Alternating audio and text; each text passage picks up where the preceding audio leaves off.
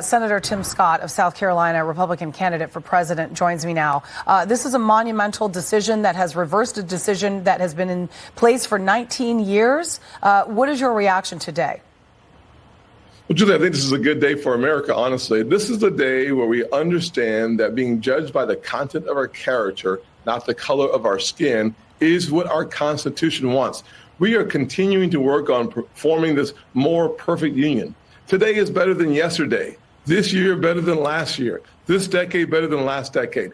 The progress that we're seeing in this nation is palpable. That's good news for every single corridor of this nation, and one that we should celebrate. I thank God Almighty that America continues to work towards that concept of a more perfect union.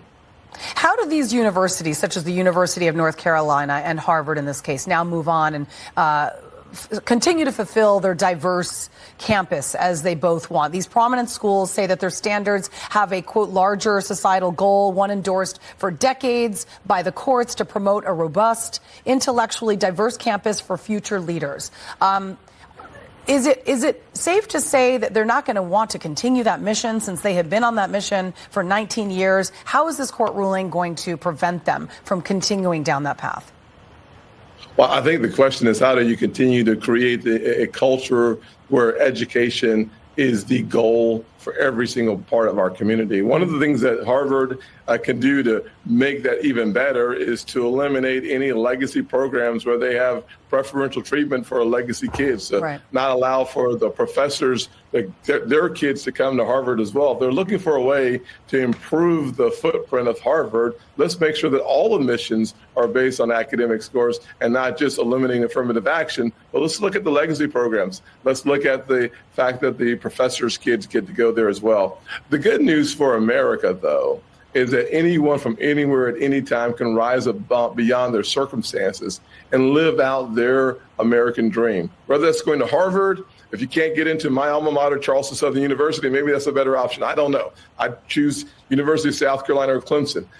Our education system is the marvel of the world. Thank God we're Americans, and thank God today we continue to see signs of progress in every aspect of American life.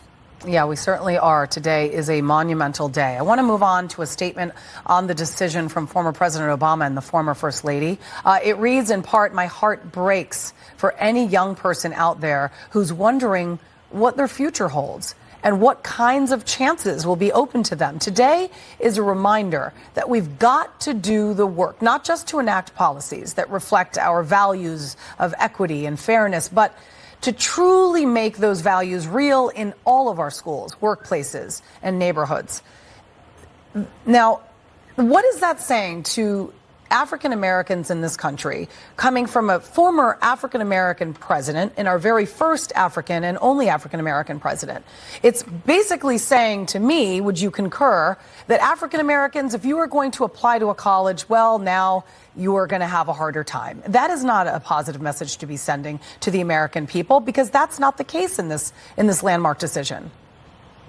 Well, the good news is we're going to have another African-American president. His name will be Tim Scott, and this is January 2025. Here's what I would say to America today, that I am excited about who we are as a nation. I'm excited about the progress that we've seen in the rearview mirror. But what excites me the most about America is that when you look at the windshield of our future, it is bright for all of our kids. Unfortunately, the radical left have been co-opted by the teachers' unions. And so making sure that we get back to providing quality education in every single zip code in this nation, K through 12, means that with quality education, K through 12, your child can go to the most elite colleges in America.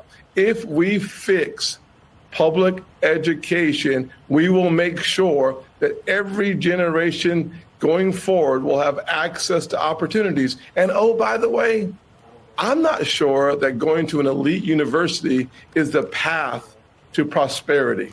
It is actually going as high as your character, your grit, and your talent will take you. That means whether you go to Harvard, Charleston Southern, or whether you want to be a plumber or a welder, you too can experience your version of the American dream. I'm running for president because I know America can do for anyone what she has done for me. But sending the message that somehow the color of your skin means that you will not be able to achieve your goals from an educational perspective, from an income perspective, or family formation, that is a lie from the pit of hell. We will not be judged solely by the color of our skin. That's what the ruling said today. But that is the story of America. That is the story of American progress. And we can all celebrate that today. And the president is going to be coming out and speaking, and I'm hoping that his words are more encouraging than the former President Obama, by encouraging exactly your sentiment right there, that this is about freedoms, and we have been given these freedoms under our civil rights to be equal, and that should be the admissions process based on merit, not on color. I need to switch gears here for a moment here. President Biden, speaking of, giving himself a big pat on the back in economic speech. Bidenomics, you got to love it. As he goes all in on Bidenomics, a push to bolster his terrible polling on the issue, quite frankly. Watch. I'm not here to declare victory on the economy. I'm here to say we have a plan that's turning things around incredibly quickly. It's no accident. That's Bidenomics in action. Bidenomics is about building an economy from the middle out and the bottom up, not the top down. Bidenomics is about the future. Bidenomics is just another way of saying restore the American dream, because it worked before. Republicans quick to call him out, though. House Speaker Kevin McCarthy tweeting that Biden's policies have been an economic disaster. Another congressman writing, inflation reaches 40-year highs. This is Bidenomics, folks. We are not in a place where you can be really, quite frankly, bragging about this economy. I mean, Democrats love to talk about how wages are up. Let's talk about inflation.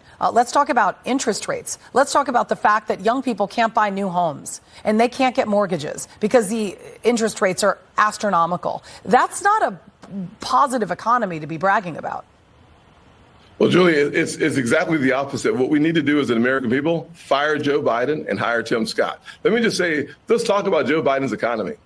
$10,000 is the amount of money the average family has lost since Joe Biden has taken office. Why? Because when inflation hits 16% since he's taken office, that means that the average family today is experiencing a crisis. When your gas price goes up 40% and your food's up 20% and your electricity costs $2,200 more this year than it did last year, it is a crisis. The last thing we need to hear is Joe Biden doing anything other than saying to the American people, I'm sorry, I have no clue how to run this economy, I resign. He's not going to say that. So the American people are going to have to kick him out, put me in, votetimscott.com. Let's get it started. Senator Tim Scott, good luck and thank you for talking to us. We appreciate it. Yes, ma'am. More questions swirling over whether restrictions on transition care for minors can withstand legal challenges.